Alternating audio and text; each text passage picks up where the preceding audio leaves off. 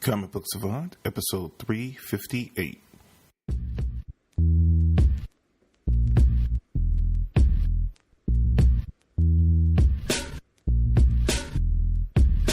I know this. This I know. All that I have, all that is me, resides inside my poetry. And every time I write a rhyme, it might be the line that sets mine free. And also, I know that I don't... Welcome to the Comic Book Savant podcast. I'm your host, James Harris. This week is going to be a spoiler-filled episode and review of the Justice League movie by DC Films. So if you haven't had a chance to see the movie at this point, you probably want to pause this episode, wait till after you've seen the movie, and then come back and check this out. I will also have a non-spoiler review on the Comic Book Savant YouTube channel, which you can find at youtube.com/Comic Book Savant. If you haven't seen the movie and you're on the fence about it and you want a non-spoiler review of it, you can check it out there. With all that being said and all that out of the way, I'd like to give a shout out to my friends over at the Comics Podcast Network. You can find them over at comicspodcast.com. If you like this show and you want to find more comic book related podcasts and content, it's a great place, a great landing pad to find more shows. It's just a union of a lot of different comic book podcasters, all that can come together and just have a landing page where we show our wares. So if you like this show, it's tons, literally hundreds of different podcasts you can find on the Comics Podcast Network, from a single person podcast like myself to a roundtable discussion. You can find podcasts related to particular publishers, particular characters or teams. It's so many different varieties. So if you have a moment, definitely stop by comicspodcast.com to the Comics Podcast Network to find tons of great content just like this. And last but not least, I'd like to give a shout out to my sponsor for this in every episode, which is InStockTrades.com. One of the best places you can go online when you're looking for collected editions, omnibus, absolute editions, anything bound, trade paperbacks, you name it, Marvel Masterworks, they have it. They have discounts ranging from 35 to 42 up to 50% off on their deals of the week. They refresh their homepage once a week. I want to say it's either Monday or Tuesday of the week. They refresh it with new deals that you can get 50% off. They constantly rotate what's being spotlighted, which is really good, gives you good variety. Coming up on the holiday season, so definitely, even if you're not a diehard comics fan, but you have one in your life, you can partake on some really good deals. Also, if you're a customer within the U.S. and you place an order for $50 or more, you get free shipping within the U.S., which is great right around now since we're getting in the holiday, the bulk of the holiday season. So definitely you want to check them out. If you happen to be an international customer and you try out the service, you don't get the free shipping. That's only for U.S.-based customers, but they do have some of the lowest and most competitive international shipping rates around, so you can still get all the great savings. You just don't get the extra bonus of the free U.S. shipping. So that's something that you can consider. But definitely stop by, check them out, let them know you heard about them here on the Comic Book Savant podcast. That would greatly help me out. And with all that out of the way, let's get into talking about Justice League. I initially planned to have this episode out last week, but just because of the holidays got caught up. I gave my wife a break this Thanksgiving. I actually did the bulk of the cooking, so I ended up being more tied up with cooking and family last week, and I wanted to kind of squeeze it out right before the holiday season so you guys could have something to listen to, but it just, shifted. And I just said I didn't want to rush it out and half do it. So I just waited a week so I can go ahead and do it now. And it gave me a little bit more time to reflect because going in, I'm going to go ahead and say this. This was has been a very divisive movie. It's been a hot pot of a lot of conversations like online about a lot of different things. So let me just get into the basics of it right now. Excuse me. Justice League was directed by Zack Snyder, and it was written by Chris Terrio and Zack Snyder. And the breakdown is as follows. Fueled by his restored faith in humanity, inspired by Superman's selfless act, Bruce Wayne enlists the help of his newfound ally, Diana Prince, to face an even greater enemy. And the cast is as follows. We have Henry Cavill back as Superman, Ben Affleck back as Batman, Gal Gadot as Wonder Woman, Ezra Miller as The Flash, Jason Momoa as Aquaman, Ray Fisher as Cyborg, I hope I pronounced his name correctly, Syrian Hines as Steppenwolf, as the voice of Steppenwolf, Jeremy Irons back as Alfred, Amy Adams as Lois Lane, Diane Lane back as Martha Kent, Joe Morton as Silas Stone, Amber Heard as Mira, J.K. Simmons as Commissioner Gordon, and we had Lex Luthor as being reprised by Jesse Eisenberg, and Joe Manganiello as Slade Wilson. And I'll get into the specifics about that in a moment. It was a lot of controversy and stuff surrounding the movie.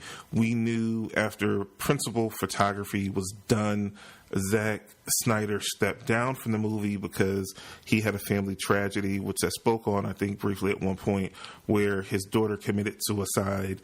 And him and his wife, he was directing. His wife was one of the main producers on the film. They stepped away from the project right around after the time principal photography was done. They decided to bring in Josh Whedon to do some rewrites for reshoots that they were doing, some script rewrites, and they're supposed to be minor. When you see this movie, and I think one of the most conflicting things about the movie is you can tell that it's kind of a hybrid of two different thoughts of mind. It's very evident. They still, as far as everything that's concerned, as far as who's the named director on the film, is still listed as Zack Snyder, but it definitely feels, especially when you get to like the middle part of the movie to the end, that it is more so a Josh Whedon movie. Now, I've heard a lot of different people say, well, you can't tell the difference. You can. I'm not this diehard, Zack Snyder fanboy. I have enjoyed his DCEU movies in proper context, and let me state that. And I've been on the record before. I love Man of Steel, which says a lot for me because I've never been a huge Superman fan, but I liked his take on it. It was something different, and you could tell it was building to a Superman that we were more familiar with, but it was a process. We were seeing him just starting out as Superman. So if you had Superman come to the world in the modern day, I felt like his take was more realistic, if you can have a realistic take on Superman. So it didn't bother me. Man of Steel, I enjoy it. It's probably my favorite of the DCEU movies that they've had to date. Batman v Superman was a little bit of a mess, the theatrical cut, because they just cut out so much of the movie. When you later see the Ultimate Edition, and I did a huge review, I'll put it in the show notes. I originally reviewed the theatrical cut because I, saw it in the movie theater. And then when it was released on home video, they had the Ultimate Edition where you got, I think it was like a half an hour or 45 minutes of additional footage. And you can see where they really damaged the movie by cutting it down the way they did. It was a more complete movie. The score rose for me from what I rated the original movie after I saw the theatrical cut, based on the extra footage that Zack Snyder shot. I liked that movie a lot better. It still wasn't perfect, but I liked it just as much, not more than, but just as much as I liked the Man of Steel. And it really felt like it's one complete story between Man of Steel and Batman v Superman, the Ultimate Edition. And I have to specify the Ultimate Edition because I still don't care for the theatrical cut of that movie. So I have to preface it in that manner. Warner Brothers has been notorious for interfering a lot in their movies. It was a lot of controversy around Suicide Squad, though it was not a critical success, but a financial success. David Ayer went on record saying, they messed with his movie greatly. We did not see the movie he particularly shot, and it might have really hurt the movie. Now, they did an extended cut of that movie that was released when it came out on home video, but we still never saw David Ayer's original cut he wanted us to see. They threw in some additional scenes, but it wasn't all the other stuff that they cut out from his cut of the movie. Now, we know that was circulated, that was test viewed by certain individuals. We never got to see that movie at all, and they never put it out. I'm curious when everything is said and done, because it's so much circulated around that that Warner Brothers tried to downplay how much of this movie was redone and reworked from Zack Snyder's vision to what Joss Whedon's vision was. I think it's pretty evident, because a lot of stuff we saw in the trailers didn't make it to the movie. I was reading an interview from Joe Morton where they said, where he specifically said it was a lot more scenes shot with him and Ray Fisher with Cyborg's backstory that totally got cut out of the movie because they reworked how his character played in the movie. I don't know if it was for good or for bad. I'm going to get in that in a second, because for me, I really enjoyed Ray Fisher. In the trailers, I talked about this earlier in the year when I was talking about the trailers for Justice League, and I felt like the CGI for Cyborg kind of really threw me out of it. It just really didn't work for me. It played better in the movie, for the exception of maybe like 2 scenes where his head seemed kind of floaty. But all in all, they made the CGI work, and I didn't know Ray Fisher. He's a Broadway stage actor that they found and brought in, and I really thought he was the big surprise in the movie, and I felt like he didn't have a ton to do in the movie, but when he was on screen, he did a lot with the little amount of screen time he had, and it made me look forward to the potential Cyborg movie that they announced 3-4 years ago, which we still don't know if we're going to get. The jury's still out, because this movie didn't open to a huge box office. It didn't break 100 million, which all the other DCEU movies had. It made around 92, 93 million. It's been over the past week a lot of talk about that. I thought it was strange that in this talk that it didn't break over 100 million, which has kind of been the standard for the DCEU movies to date, that they never talked about the international box office. And that's why I'm kind of glad I kind of waited off on that. The movie to date, for them to say that this movie was a huge failure or a flop, it remains to be seen. A lot of this talk was made, similar talk was made around Spider-Man Homecoming. And then we saw when it finally opened internationally, especially over in China, it did gangbusters, and that international box office, put it in a really good bracket. It didn't break $1 billion, I don't think, but it did 800 plus, million, which was a success for that movie. This movie to date, as far as numbers I read from the box office from yesterday, to date, with the combined box office from the U.S. as well as overseas international box office, this movie's made $481 million in just about 10 days U.S. release, and I think it came out a little bit earlier overseas. That's not horrible. Now, what they were saying with all the reshoots and the budget, the balloon budget from all the reshoots, because they went long, that the movie had to make somewhere around 600 million to break profit. If it's only been out for 10 days and it's already hovering around 481 million, I think it's going to make a profit. How much more than that it'll do, I think, where there are other movies like Suicide Squad and so forth, they came in around 7, 8. It'll be lucky. I feel like it can reach that 600 to become profitable. Anything more than that, it might reach 7. Because you normally think a lifespan of a normal comic book movie dies out in about a month. So we're like about 2 weeks in. It's the holiday season. So I think with all the combined box office, it will eventually get to that 6, maybe 700 million. So it's not a total failure. I feel like sometimes news outlets jump on the worst aspect of the story and just focus on it. Was this movie a bad movie? I don't think it was a bad movie. It's not my favorite movie, but it was what I think is a lot of positive steps were made by DC Films to build these characters. The story is very basic. The story of this movie is a very basic one. Steppenwolf is a very basic villain. He served the purpose because it wasn't about the villains in this movie. It was about building the heroes. What I saw Cyborg has me excited to see that Cyborg solo movie, and I think Ray Fisher can definitely carry his own movie by what I saw with his character in this film.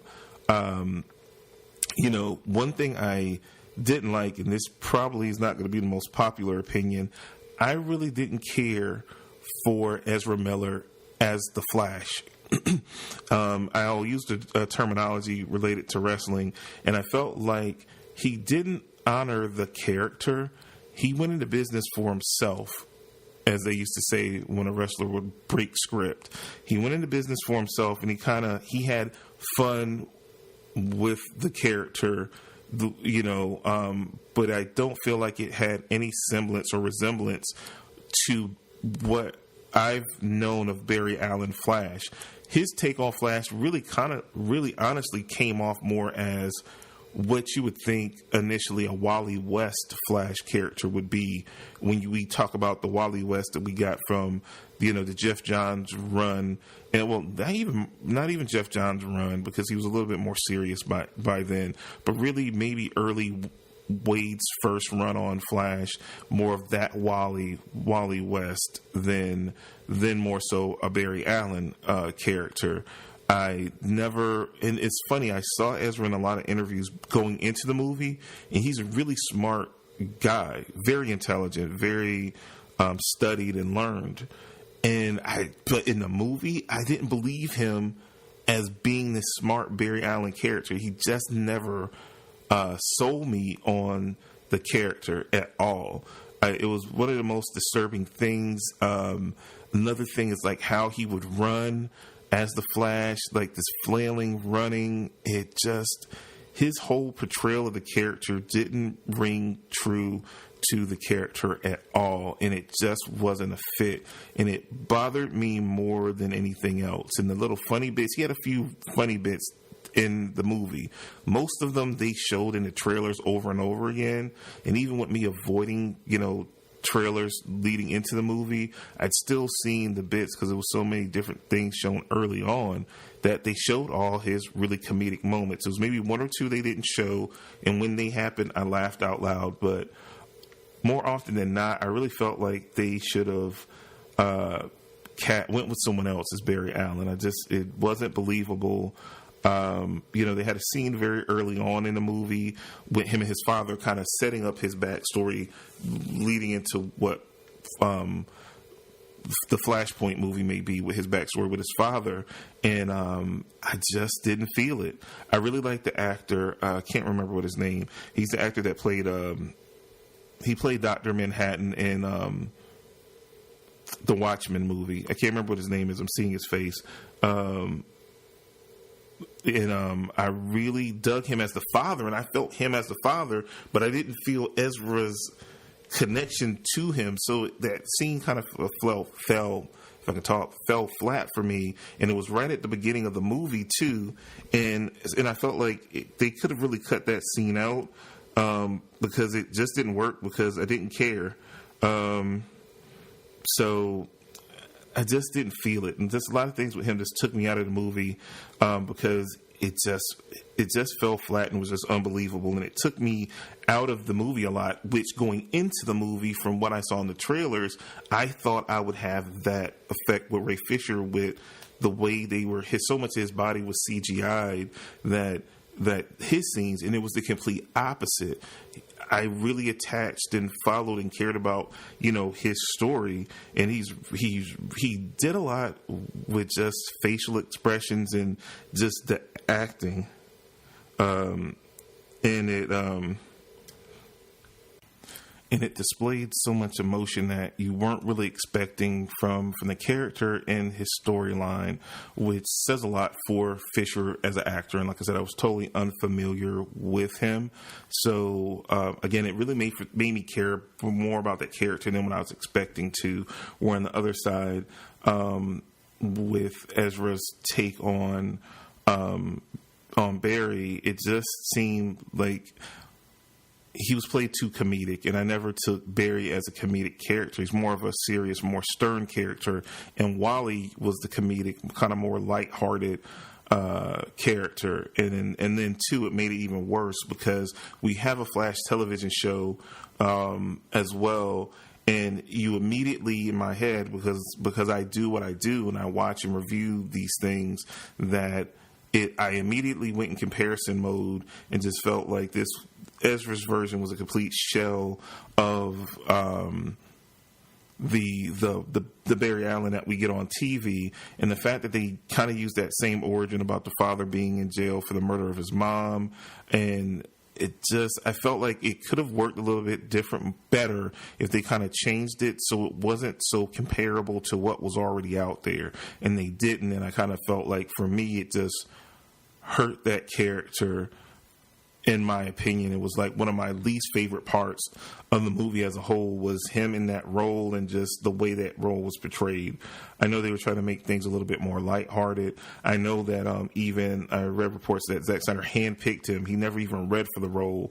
He sought him out to play this role, so he wanted this lighter kind of take. And it's kind of funny because I've seen clips of Ezra Miller and other stuff, and he plays a lot of darker, more serious roles. So I think he has the talent to play Barry Allen, but just the little nuances that he made with the character, like with the running and the being kind of cowardly in a way, because I never read Barry as being that kind of I just run and I push people down type, like he said. It just didn't feel true to the character, and I don't mind about different changes being made to characters for the sake of the movie, but be respectful to the core essence of what that character is. And I felt like he was so far left from anything that I've ever read of Barry Allen that it just was off-putting and left a bad taste in my mouth. Another thing that kind of stuck out to me that bothered me is I like Jason Momoa as Aquaman, but it was very jarring when you see his character in the beginning of the movie. He's very cynical and he's sarcastic, and he kind of has a hard edge to him. And this is why I feel like the shift is made, where you could tell the difference was made to lighten the movie. The directive was to lighten the movie in the reshoots, because I liked his vibe, and I was very interested in him. When he's in a fishing village and Bruce approaches him and he's looking for Arthur Curry and all that goes down. Like I said, he plays one way, and then at the midway part of the movie, he changes into Ultra Surfer dude, and then everything we saw at the trailers with him, like, yeah, awesome, gnarly dude. Like, he totally 360s out of nowhere, and you can tell that the beginning was Zack Snyder, the latter was Joss Whedon, and I didn't like the latter take on the character because it just seemed so different. I hope it's corrected in the Aquaman movie. We have a year before we'll know for sure. But I liked the first take more than I liked the second. It just, because it was a shift it was an extreme shift in character without any explanation whatsoever. And it just felt uneven. I didn't hate it, but it just was weird because he was, it's like he's kind of, like he's very cynical and sarcastic and kind of, dark and a little broody. But it wasn't like bothersome, like, oh, this is so dark. A little bit of darkness doesn't bother me. And I actually preferred the relative darkness in the DCEU compared to the Marvel U, because sometimes you need something different. You know what I mean? And I felt like the how it started anyway with the DCEU, the darkness gave it a distinct contrast of what Marvel's pushing out with everything so colorful and more comedic, to have a little bit more grounded in reality kind of take to their universe.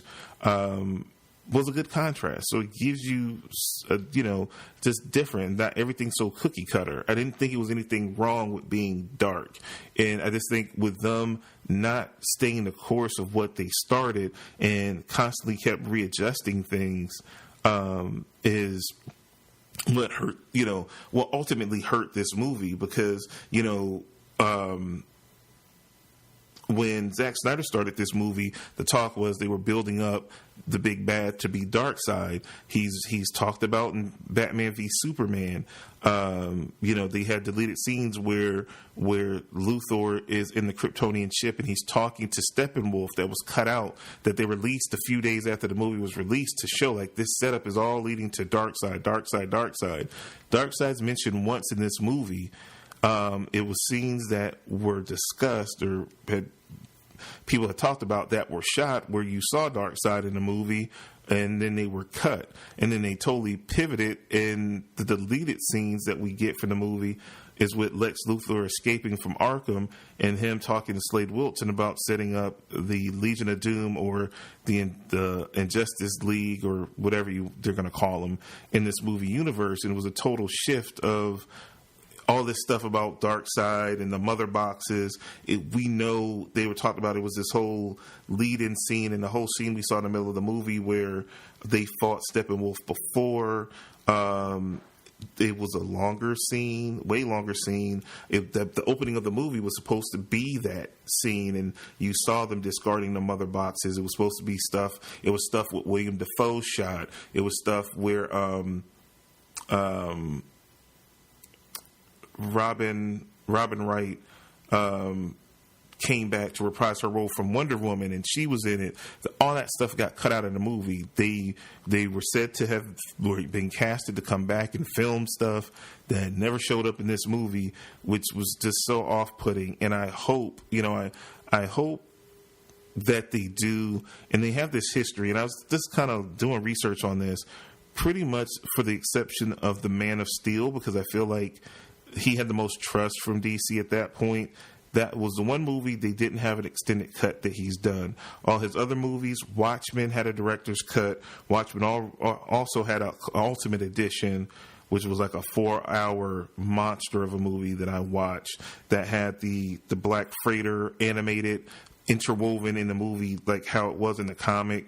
It's super long. I think it's like 4+ hours. But it has all of it in the Ultimate Edition that they did. They didn't do it with Man of Steel, but Batman v Superman, they had the Ultimate Edition of that movie, and I'm praying that they put his scenes back in because that cut does exist, though people said it really doesn't. It always does. They screened it for people, so I believe it is definitely a cut of the movie where a lot of finished shots were done that he shot, that we could see his cut of the movie, and it definitely was longer because he shoots long movies. Zack Snyder doesn't shoot 2-hour movies. It's just not in his DNA. It's just hard for him to do because he loved these characters in this world. Batman v Superman Ultimate Edition clocks in like almost 4 hours itself. It's like 3.5 or something like that. And they cut it down and it was 2.5 hours still. So it's like a good chunk of that movie. So I'm imagining he shot plenty in his principal photography that we could see, and I hope we get an Ultimate Edition because I think I would like. I'm not going to even say I think. I know I would like that movie better because every Ultimate or director's cut of a movie I've seen of his, I tend to like more than what I saw theatrically. So I lean on the side of I would like that his Justice League better than what this hybrid is because it's so confused messaging, because so much storyline was taken up in building up this big fight leading into down the road maybe Justice League 2 or whatever it was supposed to be. The plan was Darkseid was supposed to be the big bad. I didn't know if they decided when they brought Josh Whedon on and he was doing a lot of setup for Thanos, they wanted to just switch it up and throw a curveball, but it was so much leading up to it, building up to Darkseid, and him not even to be seen even a little bit, and now they totally pivoting and going into a different direction away from that. And so much of the New Gods and that whole thing was briefly mentioned by Steppenwolf, but it was never elaborated on. Shows definitely that they're abandoning that concept altogether, and they abandoned it like mid-movie because it was a weird shift. But they decided to do it. I think it ultimately hurt the movie. But whatever. And the mandate about the 2-hour runtime, I think, with the editing, some of the editing was so quick and hard. It was just, at times to me, it did hurt the overall enjoyment and the flow of the movie. But again, I hope that when it comes to home video, we get some type of ultimate edition, because you could tell scenes were shot as longer scenes, but they were shortened for time's sake, because certain things were abrupt and certain storylines were kind of started, and then it was just, resolved, we're to the next thing. Resolved to the next thing. So I definitely like to see those scenes woven back into the movie, if at all possible, in the Ultimate Edition. I felt like Steppenwolf was serviceable as a villain, but it was, definitely potential there to grow him out more, and I feel like maybe with the scenes they cut out, they gave more backstory, but mostly his backstory is going to tie in the dark side. So I understand if they weren't going that direction anymore, anything related to him and his backstory and how he's tied to dark side cut is going to hurt him as a villain, which was fine, because this shifted the spotlight more towards the hero, kind of the Marvel formula there, which is no surprise. You bring Joss Whedon on, it felt kind of Marvel-y in that way, that the even though really in the DCEU movies, I mean, I think Zod was handled well.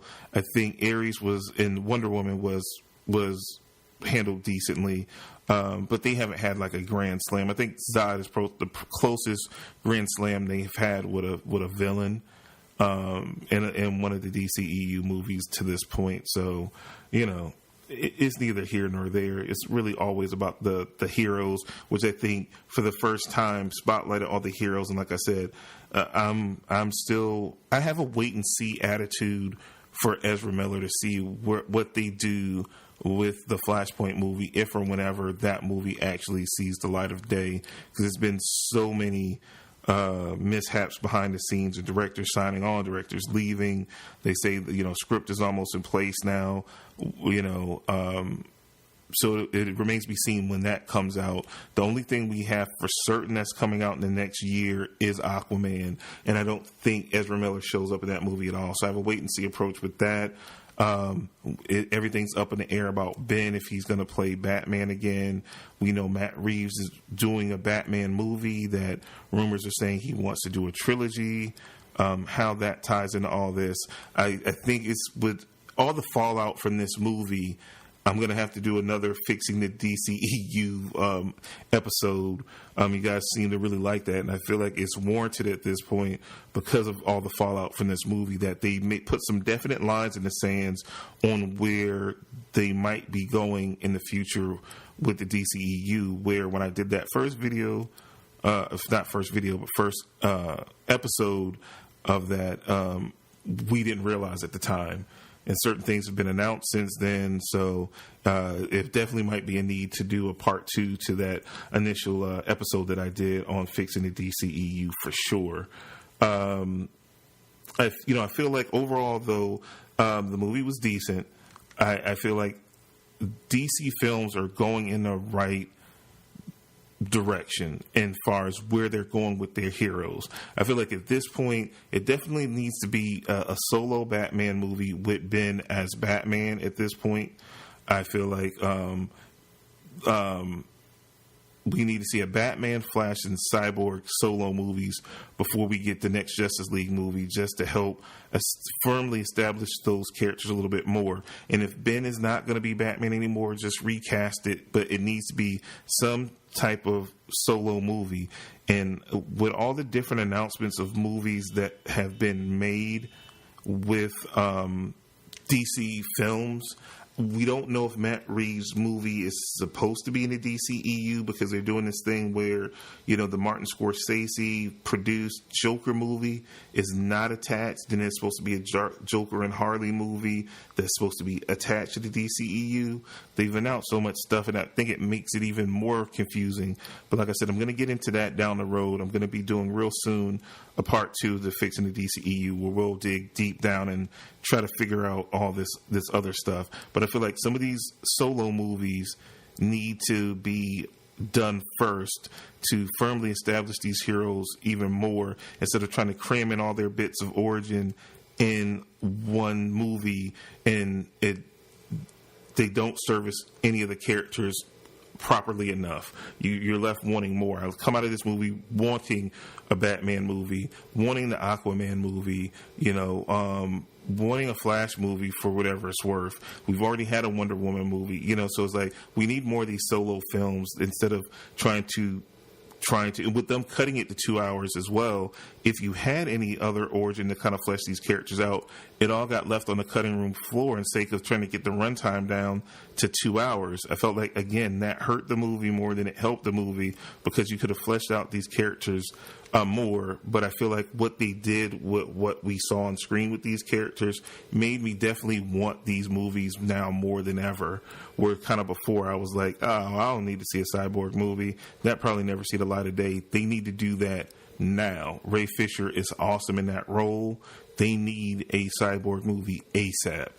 We need a Batman movie. If you only got Ben for 1 or 2 more movies, give him his solo movie, let him do it, and then have him for Justice League 2. Make that happen. They need to really make definitive decisions about these solo movies and quit announcing all this other crap that is not important, like Shazam movies and Harley Quinn and, Martin Scorsese produced Joker movies. Like, stay focused on the main task at hand with this extended universe and figure it out and commit to it instead of announcing a whole bunch of stuff that might not see the light of day. Anyway, I've went on enough about that. The post-credit scenes were kind of cool. It was 2. It was one that was kind of just a throwback to the classic Superman versus Flash doing the race, that I thought that was it was neat. It was goofy. It was neat. It was what it was. And then it was the one that I told you before that set up this whole shift in direction of what the real big bad is and all of this, which is maybe the Injustice Gang. And again, it further reinforces the fact that we need we're going to need these standalone movies, because if you're going to have the Injustice Gang, we have Deathstroke show up. We're assuming like he'll be tied to Batman, because we knew when Ben was supposed to be writing and directing the Batman movie that he had said that Joe Manganiello as Deathstroke was going to be the big bad in that movie. So we're assuming, okay, Batman. Then we have for Superman, we have Lex. But that's all. We don't have, are we going to have Ares for Wonder Woman? Assuming that it would be Cheetah. So we know Wonder Woman 2 is going to be coming out in 2019. You have time to establish that. We have an Aquaman movie, so we can establish whoever is going to be Ocean Master or Black Manta, because they're both in the Aquaman movie that we know if they were cast. So you can have one of them. But Cyborg needs a movie, and then Flash needs a movie. So you can have their rogues established if you're going to do it when you do Justice League 2 or whatever you're going to do, that you can have this counter faction to go against them if you ditch the whole dark side stuff. But you need those solo movies before you do that. So, or someone else for Superman as well that would be more formidable. We haven't gotten a Man of Steel sequel, and that was the first movie. By the time we got to Avengers, we had already had 2 Iron Man movies because he started off the franchise. We still haven't had 2 Superman movies yet, and I think Henry Cavill is on contract for 1 more movie, 1 more or 2 more, he said, coming out of Justice League. So they need to give him another solo movie. He's good in the role, and I think he shined in this movie, kind of course correcting him to kind of get him more back to the truth, justice, in the American way type of Superman everyone wanted to see. And I felt like it was always building to that, and it just took to him be resurrected to him getting to that point. He needs a solo movie. We need a Man of Steel, or just call it Superman, or whatever they're going to call it. We need another standalone Superman movie for sure soon, because it's ridiculous that they haven't done that yet. But when I broke down the ratings for it, I kind of went back old school to kind of break down the different aspects of this movie, because there was a lot going on. So with the acting, out of a 10-point scale, I gave the acting a 6 out of 10. Because like I said, it was uneven. Ezra hurt it a lot, in my opinion.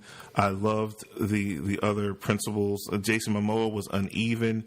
Ray Fisher was shining for me. Ben did his thing again as Batman. I loved Gale as Wonder Woman. Henry Cavill as Superman. He didn't have much to do in the movie, but I felt like, he was good in the little he had. So 6 out of 10. The casting is a 9 out of 10. I felt like they've done a great job casting these people. Just don't like the choice of Ezra as Barry Allen. Like I said, Wally West, maybe. Barry Allen, not so much. The direction, you could clearly tell, in my opinion, I could tell which parts were done by Zack Snyder and which parts were done by Josh Whedon. I've seen enough of both of their movies to know which was which, scene to scene. I could definitely tell, and definitely how the actors acted in said scenes. You could really tell who directed what. That it was still a pretty coherent, cohesive movie, despite the craziness with all the behind the scenes stuff. It still worked as a movie, but again, not my favorite movie, but it still worked. So I give it a 6 out of 10. The special effects bothered me less than what I thought they would going in. Like I said, it was a couple of shots with Cyborg where his head was kind of floaty. You could tell they CGI'd his face like onto something. Steppenwolf didn't bother me as much as other people talked about. He looked like out of a video game. It didn't bother me, and it was just the must stay. It was really the scene that it was the worst in was the very first scene where Superman was talking to the kids on the cell phone. You could really tell like his upper lip, like something was going on CGI. It was very evident. It was like funny that it was so bad. So I give the special effects a 7 out of 10. Overall, the story is a 6 out of 10. All that averages up together gives Justice League a 7 out of 10, which on my scale is a date night rental, which again is a date night rental normally averages between an 8 and a 7, is right at a 7. I average it up fairly. I kind of feel like this movie is between a 6.5 and a 7. Will I buy it? Yeah, I'm a completist. I have all the other DCEU movies at this point. I'll buy it, have it in the collection. It's a fun movie. It's just uneven at points, but I love the character development with the heroes, which was to me is the most important thing. It'll be interesting to see where all this leads. It's still, we haven't had any real announcements from Warner Brothers or DC Films about what's to come. I think they have to sort it out and see if this movie gets to profitability before they make any concrete decisions. Will Ben still be Batman? And some of these other things, again, that we'll talk about in the future, and fixing the DCEU Part 2. If I had to rank the DCEU movies as they are right now, we have Suicide Squad, 5th place for me. Justice League is number 4. Wonder Woman is 3. Batman v Superman Dawn of Justice Ultimate Edition is my second favorite, and Man of Steel is still my favorite DCEU movie to date. That's how I rank them as of right now. And again, like I said, it's definitely worth going to see. Don't let all the bad talk discourage you from seeing the movie. It's an entertaining movie. It's a fun movie. Again, it's just not perfect, but it's still worth going to the movies to see on the big screen. It's great action, great character dynamics, and that's what we really need. It's definitely a shift in tone, but I feel like it's a shift in the right direction. So it's definitely recommended to go see out at the theaters. Go support it so we can have more of these movies to come in the future, because I think they're finally going in a proper direction, and I think the movies only are going to get better. Was this what I was hoping for coming out of Wonder Woman? I wanted it to be as good as Wonder Woman or a little bit better. No, but it's right underneath it. So again, like I said, it's not a total misstep. But they drew a line in the sand to say that they're really going to change how they started out this universe. But I still think it all can be salvaged, and I think they have the right actors in the right roles to be able to really pull off pivoting this tone change that they want to do to make the movies a little bit lighter, and them to be successful. So only time will tell. As always, check out the website, comicbooksavant.com. You can follow me on social media on Twitter, on Instagram at Comic Book Savant. Also, check out the YouTube channel, youtube.com/Comic Book Savant. If you want to help support the show, you can check out my Patreon. It is patreon.com/Comic Book Savant. If you can, that would be great. It will help, the show going forward as far as with production costs and equipment costs. I know everyone can't contribute, but if you can, and you like the content that I do, and you listen to the content, I try to put out at this point, episode a week. I want to do more. If I get enough Patreon supporters to help me, I want to do content more often, more than just once a week.